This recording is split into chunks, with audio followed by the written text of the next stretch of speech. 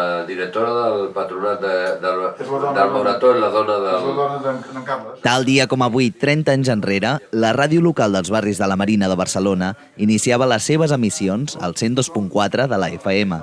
Llavors, ells eren joves, com també ho era l'actual president del mitjà, Joan Barotel.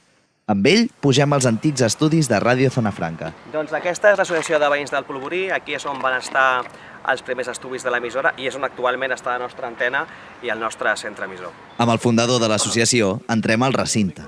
L'emissora, que avui dia s'anomena la Marina FM, va néixer l'any 1989, fruit de les necessitats socials. No era tan vist com un mitjà a l'ús, sinó com un lloc on fer un treball comunitari i fer un vincle entre la gent.